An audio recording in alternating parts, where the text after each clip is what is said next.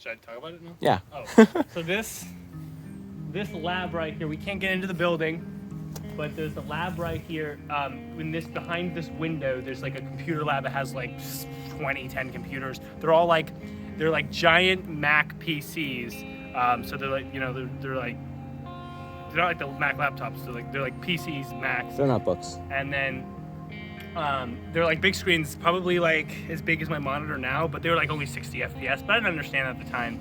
This is where GD started for me on my account, on my Marble Guy account.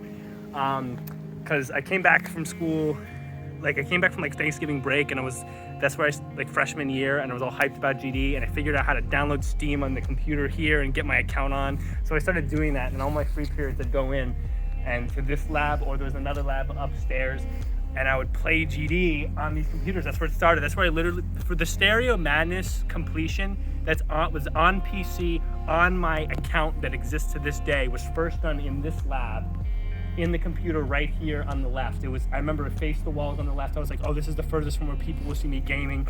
I didn't care that much, but I was a freshman, so I didn't know. Yeah. So, right here, and then there was another computer in here I played on, and then ended up being mostly at the top lab, but either way, this took me from Stereo Madness, computers in here took me from Stereo Madness all the way through Supersonic, and which I quit for a while, until of course the 240 days during COVID. There's a few levels I beat at home on my home computer too, because I had a laptop at home, and when I got into the game I started playing a little at home, but most of it's been right here. Robotic Rush, where I beat it and broke my mouse because I got so mad, was here. I believe Death Moon was here. I believe Techno Blaster, Theory of Everything 3, or just old ass levels.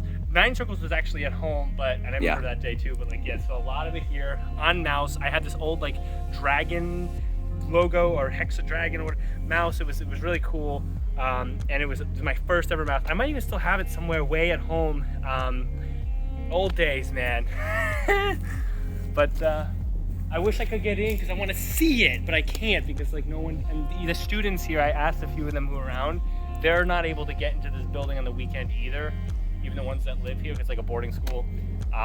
So I'd need to run into a staff who's able to leave their posts, because one of them's in the thing and they have to watch the borders or whatever. So unfortunately we can't, but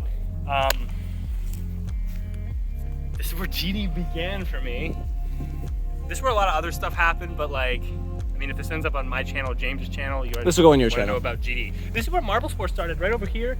I edited the Algodoot tournament, the podcast. I used to edit the audio for that in here on one of these computers in the lab.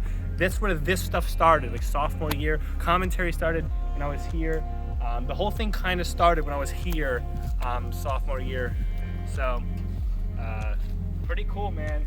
It brings back memories. They allowed me to do all this stuff and kind of do my nonsense, so great stuff. What a campus. I miss it. But I don't. I like college a lot more, but I miss some of the aspects of the life. Yeah. Games. Wild.